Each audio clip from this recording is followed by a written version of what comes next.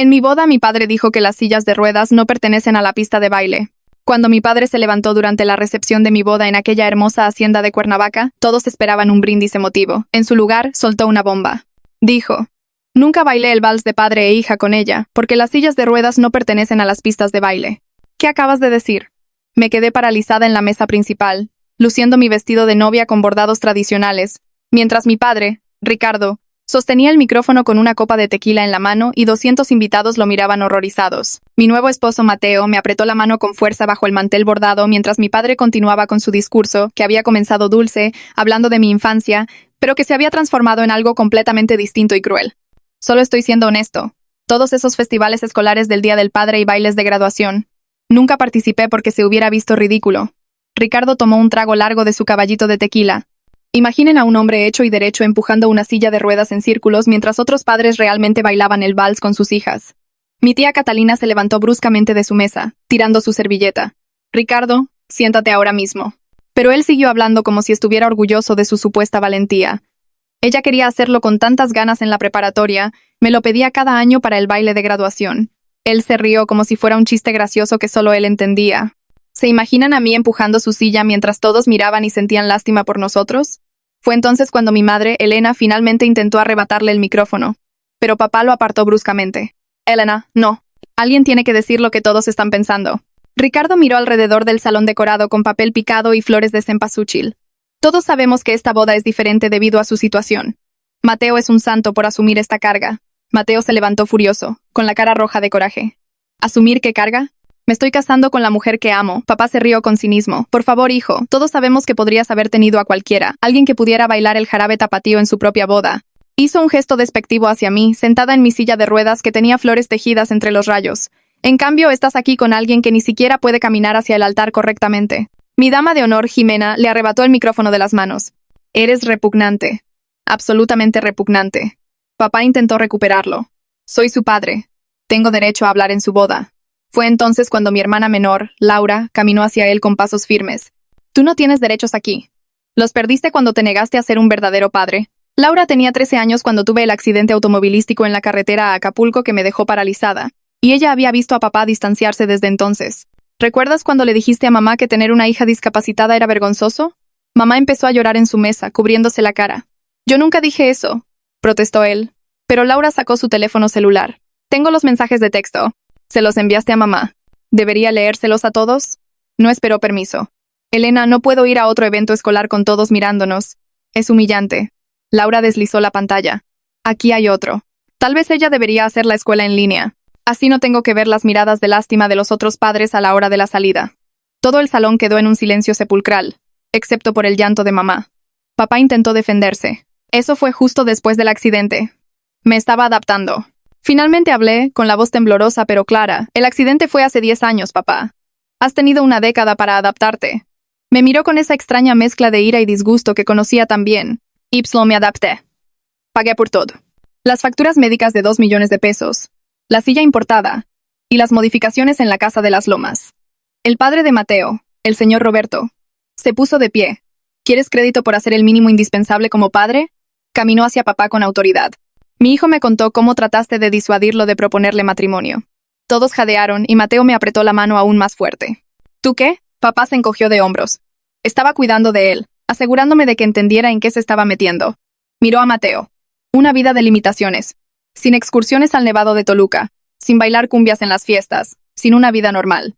Fue entonces cuando nuestro amigo Alejandro, que también usaba silla de ruedas, rodó hasta el micrófono. He estado paralizado por 15 años y he escalado montañas, literalmente, con equipo adaptado. Miró a papá con desprecio. Solo eres un cobarde al que le importan más las apariencias y el qué dirán que su propia hija. Papá lo señaló con el dedo. Tú no entiendes. Tú elegiste esta vida con tus deportes extremos. Yo no elegí tener una hija discapacitada. El salón estalló. La gente le gritaba cosas horribles y mamá salió corriendo llorando hacia el jardín. Pero el abuelo José, el padre de mi mamá, caminó lentamente con su bastón. Ricardo, me he mordido la lengua durante 10 años. Se paró justo frente a papá, irguiendo su postura a pesar de sus 85 años. No eres un hombre. Un verdadero macho mexicano, habría bailado con su hija, en silla de ruedas o no. Se volvió hacia mí con ternura. Mija, tengo 85 años y bailaré contigo ahora mismo. Si me aceptas. Antes de que pudiera responder, papá se rió cruelmente. Apenas puedes caminar, José. Será patético. Fue entonces cuando el tío Pablo, el propio hermano de mi papá, dio un paso adelante. ¿Sabes qué, Ricardo?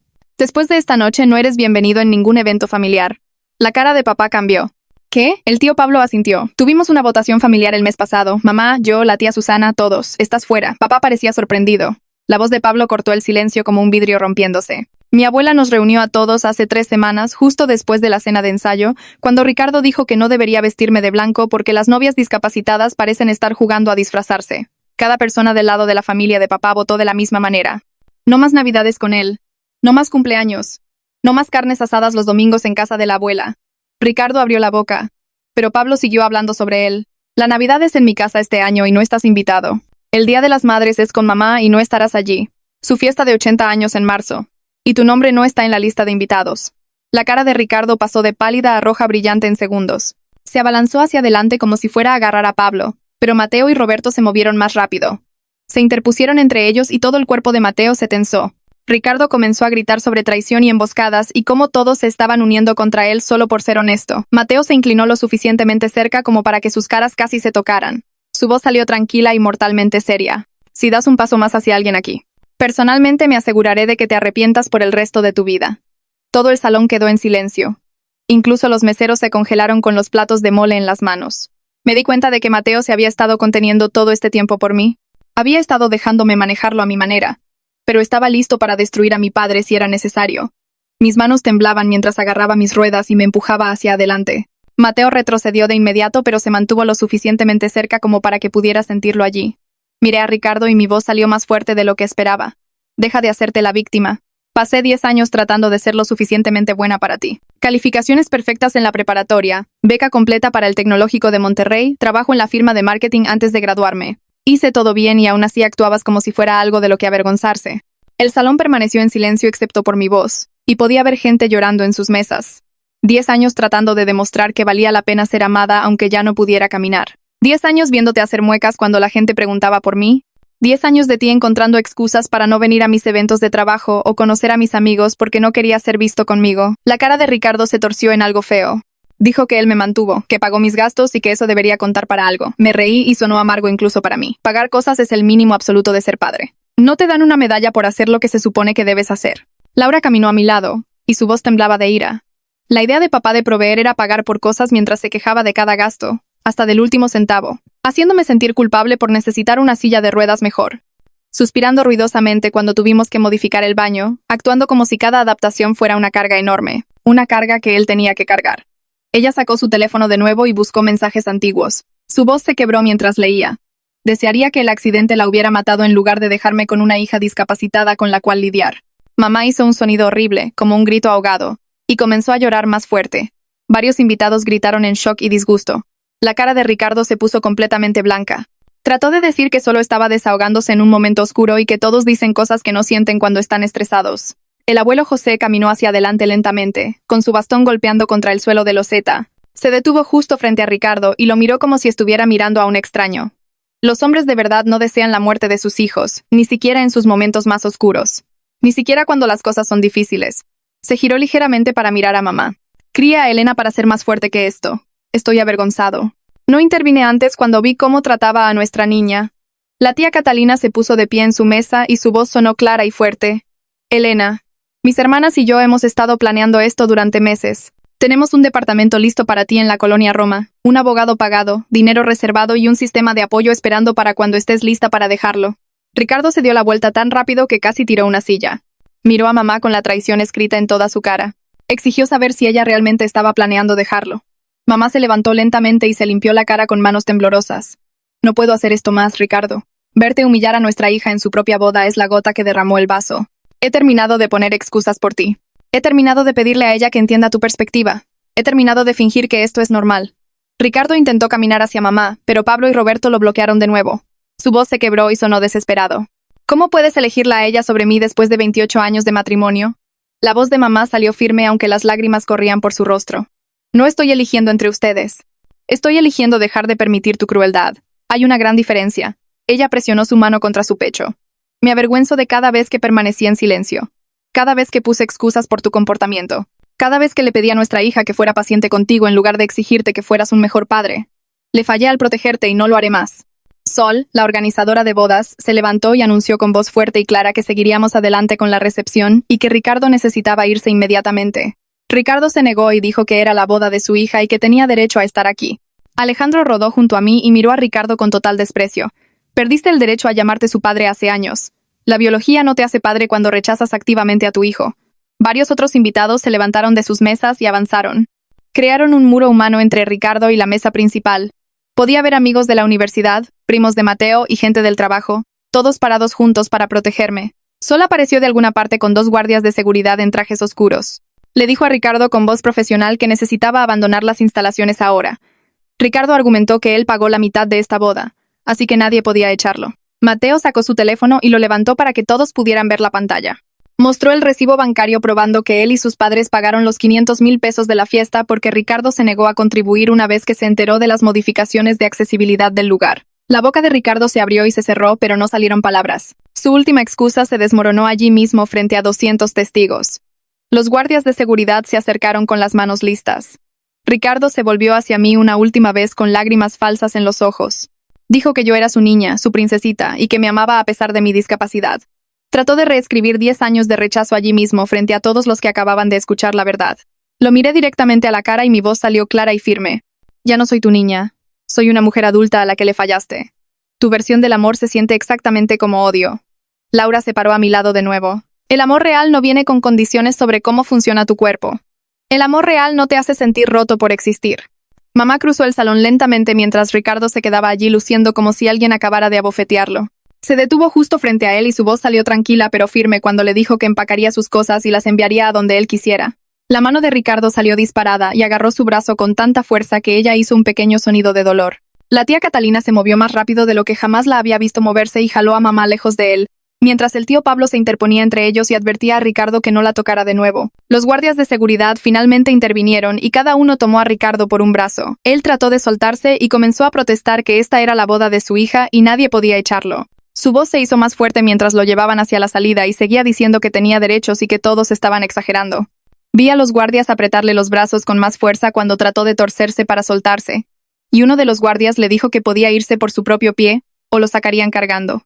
El camino hacia la salida llevó a Ricardo más allá de todas las mesas de invitados y observé las reacciones de la gente mientras se acercaba a ellos. Mi compañera de cuarto de la universidad giró toda su silla para darle la espalda completamente. El primo de Mateo se levantó y físicamente se paró frente a su esposa como si la estuviera protegiendo de Ricardo. Varios otros invitados miraron hacia otro lado y se negaron a mirarlo incluso cuando él trató de hacer contacto visual. Llamó a su madre, mi abuela paterna, quien estaba sentada en una mesa cerca del fondo con las manos cruzadas en su regazo. Ella levantó la vista cuando él dijo su nombre, pero luego sacudió la cabeza lentamente y volvió a mirar la mesa frente a ella. La decepción en su rostro era clara incluso desde donde yo estaba sentada en la mesa principal. El tío Pablo siguió a los guardias de seguridad para asegurarse de que Ricardo realmente abandonara la propiedad y no intentara volver a entrar. Todo el salón permaneció completamente en silencio excepto por el sonido de la voz de Ricardo alejándose mientras lo llevaban hacia las puertas. Luego escuchamos las pesadas puertas de madera cerrarse con un fuerte golpe y todos parecieron exhalar al mismo tiempo, como si hubieran estado conteniendo el aliento. El abuelo José caminó lentamente de regreso hacia mí usando su bastón como apoyo y preguntó si su oferta de bailar todavía estaba en pie. Me sentí completamente agotada por todo lo que acababa de suceder, pero asentí porque esto era algo que había deseado desde que era una niña pequeña. Alguien que no se avergonzara de ser visto conmigo. Alguien que no pensara que bailar conmigo se vería ridículo o patético. Mateo se acercó y ayudó a posicionar mi silla de ruedas en la pista de baile mientras Jimena llamaba la atención del DJ y le hacía una señal para que tocara algo lento y dulce. Las notas iniciales de un bolero clásico, Sabor a mí, comenzaron a sonar a través de los altavoces, y el abuelo José colocó una mano en mi hombro mientras sostenía mi mano con la otra. Nos movimos juntos en un movimiento suave que probablemente parecía simple para todos los que miraban, pero significaba todo para mí. Su mano estaba cálida en mi hombro y podía sentirlo moviéndose cuidadosamente al ritmo de la música mientras yo movía la parte superior de mi cuerpo en sintonía con él. Otros invitados comenzaron a unirse a nosotros en la pista de baile después de 1 minuto o 2. Nos rodearon al abuelo José y a mí con su presencia y apoyo. Los padres de Mateo bailaban cerca de nosotros y su mamá me sonrió con lágrimas en los ojos. La tía Catalina bailaba con su esposo, pero seguía mirando a mamá para asegurarse de que estuviera bien. Laura rodó y tomó la mano de Alejandro y bailaron juntos con ambas sillas de ruedas moviéndose al ritmo de la música. Miré a mi alrededor a todas estas personas bailando y me di cuenta de que lo que Ricardo dijo que se vería ridículo, en realidad se veía hermoso. Estaba equivocado en todo. Estaba equivocado acerca de que las sillas de ruedas no pertenecen a las pistas de baile, y equivocado acerca de que la gente sintiera lástima por nosotros, y equivocado acerca de que yo fuera una vergüenza. La canción terminó y todos aplaudieron. El sonido llenó todo el salón y supe que no solo estaban aplaudiendo por el baile, sino por todo lo que pasó esa noche. Mateo tomó el relevo del abuelo José y se arrodilló junto a mi silla de ruedas. Me preguntó si estaba bien, y le dije que estaba mejor que bien. Le dije que me sentía libre, como si finalmente pudiera respirar sin el peso de la decepción de mi padre aplastándome. Mateo me besó y me dijo que estaba muy orgulloso de mí por hablar y que se sentía honrado de ser mi esposo. Le devolví el beso y sentí lágrimas corriendo por mi cara, pero eran lágrimas buenas esta vez. Mamá se me acercó lenta y cuidadosamente, como si tuviera miedo de que pudiera decirle que se fuera. Su cara estaba roja e hinchada de tanto llorar y su maquillaje estaba completamente arruinado. Se disculpó por no protegerme antes y por todas las veces que eligió mantener la paz con Ricardo en lugar de defenderme. Le dije que estaba enojada con ella por permitirle tanto tiempo, pero también entendí que ella estaba atrapada a su manera. Mamá dijo que quería hacerlo mejor y reconstruir nuestra relación si yo se lo permitía. Acepté intentarlo, pero le dije que tomaría tiempo y que ella necesitaba cumplir con dejar a Ricardo de verdad esta vez. Ella asintió y prometió que lo haría, y la tía Catalina se acercó y puso su brazo alrededor de los hombros de mamá. Sol apareció al frente del salón y anunció que la cena sería servida en breve y animó a todos a encontrar sus asientos. El ambiente en el salón cambió de la pesada confrontación a algo más parecido a una celebración cautelosa. Los invitados comenzaron a hablar y reír de nuevo mientras regresaban a sus mesas. La madre de Mateo se acercó y me dijo que su familia era mi familia ahora y que me apoyarían. Roberto añadió que ya habían discutido hacer su casa en el lago de Chapala totalmente accesible para que pudiéramos visitarlos en cualquier momento. Queríamos eso, lo que me hizo comenzar a llorar de nuevo, y la mamá de Mateo me abrazó fuerte. Laura se sentó a mi lado y admitió que había estado guardando esos mensajes de texto durante años esperando el momento adecuado para usarlos. Dijo que se sentía tan impotente viendo a papá tratarme mal cuando era más joven, pero documentar todo era el único poder que tenía en ese entonces. Le agradecí por ser lo suficientemente valiente para hablar hoy y nos tomamos de la mano mientras los meseros comenzaban a servir la crema de elote y el plato fuerte. Ella apretó mi mano y me dijo que siempre me respaldaría. No importa qué. Durante la cena, Alejandro rodó para hablar y compartió que su propio padre lo rechazó después de su accidente también. Dijo que le tomó años aceptar que algunos padres no pueden manejar la discapacidad y no es por nada malo en nosotros, sino por sus propias limitaciones y miedos. Escuchar la experiencia similar de otra persona me ayudó a sentirme menos sola en lo que pasé con Ricardo. Alejandro se ofreció a conectarme con un grupo de apoyo para personas que lidian con el rechazo familiar relacionado con la discapacidad y le dije que realmente lo apreciaría. Ximena se levantó para dar su discurso de dama de honor y abandonó completamente lo que originalmente planeaba decir. Habló sobre cómo yo era la persona más fuerte que conocía y no porque uso una silla de ruedas, sino porque sobreviví 10 años de abuso emocional mientras construía una vida hermosa para mí misma. Dijo que la crueldad de Ricardo decía todo sobre él y nada sobre mí. Todos levantaron sus copas y brindaron por eso, y me sentí genuinamente celebrada por primera vez en todo el día. El salón se llenó con el sonido de las copas chocando y la gente diciendo salud y felicidades. El tío Pablo empujó las puertas del salón de recepción 20 minutos después y caminó directamente a nuestra mesa. Su cara parecía cansada pero satisfecha y se sentó en la silla vacía junto al padre de Mateo. Nos dijo que Ricardo llegó al estacionamiento antes de comenzar otra escena, gritándole al ballet parking sobre cómo su propia familia lo traicionó y nadie entendía por lo que había pasado. Pablo dijo que el ballet llamó a la seguridad del lugar cuando Ricardo se negó a irse de la propiedad y tuvieron que amenazar con llamar a la policía municipal antes de que finalmente se subiera a su auto y se fuera. La madre de Mateo preguntó si Ricardo dijo algo más y Pablo asintió explicando que la madre de Ricardo, mi abuela, ya había llamado a Pablo durante el viaje a casa. Ella le dijo a Pablo que le cortaría el apoyo financiero a Ricardo hasta que tomara terapia real e hiciera reparaciones genuinas. No solo disculpas diseñadas para volver a ganar el favor de todos. Me senté allí escuchando a Pablo describir el colapso de Ricardo y me di cuenta de que no sentía casi nada al respecto. Algo se liberó dentro de mí cuando finalmente dije mi verdad frente a todos. Como un peso que había estado cargando durante 10 años y que de repente se levantó de mis hombros. Mateo apretó mi mano debajo de la mesa y miré a mi alrededor a todas estas personas que realmente me amaban. No la versión condicional que Ricardo ofrecía donde tenía que ser menos discapacitada o menos visible para ganar su afecto. Los meseros retiraron los platos de la cena mientras los invitados charlaban y reían en sus mesas, y toda la atmósfera se sentía más ligera ahora que Ricardo se había ido. El DJ anunció el primer baile de los novios y Mateo se levantó ofreciéndome su mano con una enorme sonrisa en su rostro. Rodamos hacia el centro de la pista de baile mientras todos aplaudían y vitoreaban. El DJ tocó nuestra canción, una balada romántica de Luis Miguel que habíamos elegido juntos meses atrás. Y Mateo comenzó a bailar alrededor de mi silla de ruedas de esta manera hermosa que me incluía completamente. Me giró y se movió con la música sosteniendo mis manos e incorporando mi silla en cada movimiento como si realmente estuviéramos bailando juntos. Otras parejas se unieron a nosotros después de un minuto llenando la pista de baile con movimiento y alegría. Miré a todos bailando y riendo, vi las luces parpadeando en el techo y las flores decorando cada mesa y me di cuenta de que esto era lo que mi boda se suponía que fuera todo el tiempo. Ricardo intentó con tanta fuerza arruinarlo con su discurso cruel. Pero falló porque todos los demás se negaron a dejar que su odio ganara. Mateo se inclinó y me besó mientras bailábamos y sentí lágrimas en mi cara. Pero eran lágrimas felices esta vez. Elena se movió a la pista de baile con el abuelo José y se mecieron juntos en la esquina lejos de la multitud. Vi a mi madre llorando de nuevo, pero su cara se veía diferente ahora, más decidida que derrotada. La tía Catalina se mantuvo cerca de Elena toda la noche, sentada en su mesa durante la cena y ahora de pie cerca del borde de la pista de baile, claramente lista para apoyar a su hermana. Laura se acercó a mí durante un descanso entre canciones y me dijo que Elena ya le había enviado un mensaje de texto al abogado que la tía Catalina mencionó. Dijo que Elena pidió reunirse a primera hora del lunes por la mañana para discutir la solicitud de divorcio, y Laura me mostró el mensaje de texto en su teléfono. Como prueba, quería sentir esperanza. Pero parte de mí temía que Elena cambiara de opinión cuando llegara a casa y enfrentara la realidad de dejar a Ricardo. Laura apretó mi hombro y me dijo que se aseguraría de que Elena cumpliera esta vez. Que ya le había ofrecido dejar que Elena se quedara en su departamento mientras se arreglaba el divorcio.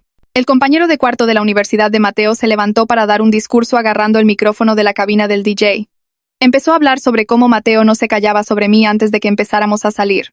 Cómo Mateo me vio en una cafetería en Coyoacán y llegó a casa hablando de esta mujer increíble que acababa de conocer. El compañero dijo que Mateo describió todo sobre mí, mi risa y mi sonrisa y la forma en que discutía sobre política con el barista y luego, casi como una ocurrencia tardía, mencionó que usaba una silla de ruedas. Le dijo a toda la recepción que Mateo dijo que la silla de ruedas era solo un detalle como tener cabello castaño o ser zurda.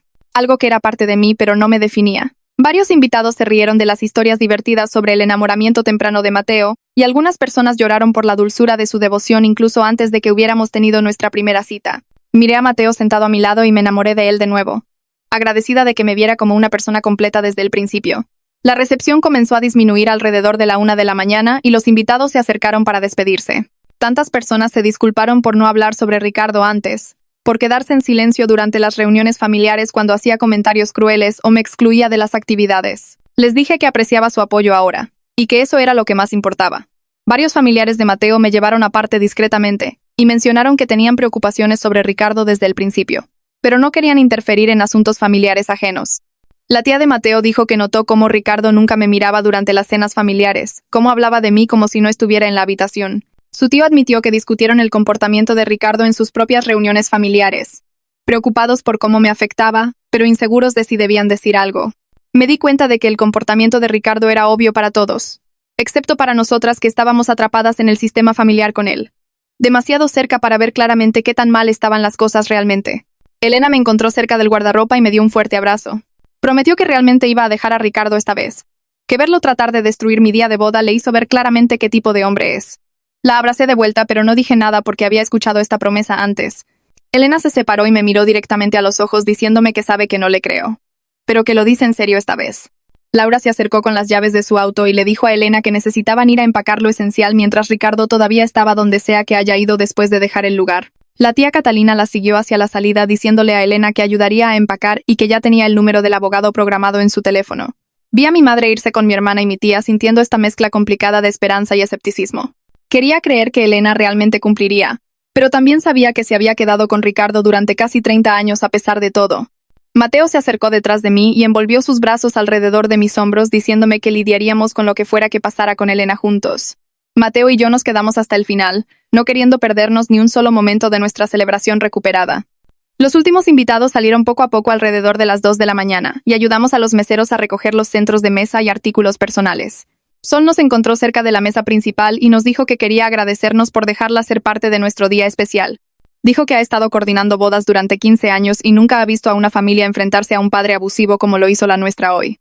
Sol añadió que la mayoría de las familias permanecen en silencio o ponen excusas, pero nuestra familia eligió protegernos y celebrarnos en su lugar.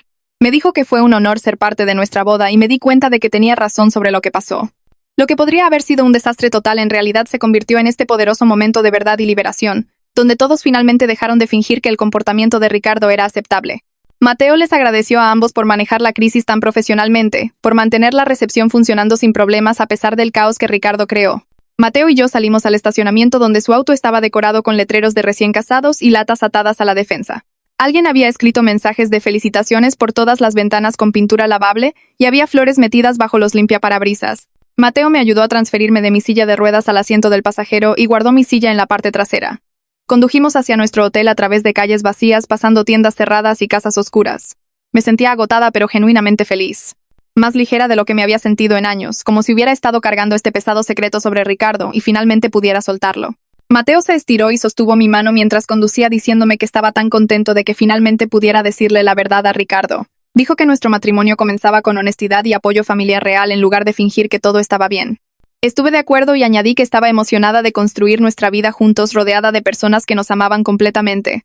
Exactamente como somos. Mateo entró al estacionamiento del hotel y se estacionó cerca de la entrada accesible, y nos sentamos allí por un minuto. Solo tomados de la mano y respirando, listos para comenzar nuestra nueva vida juntos.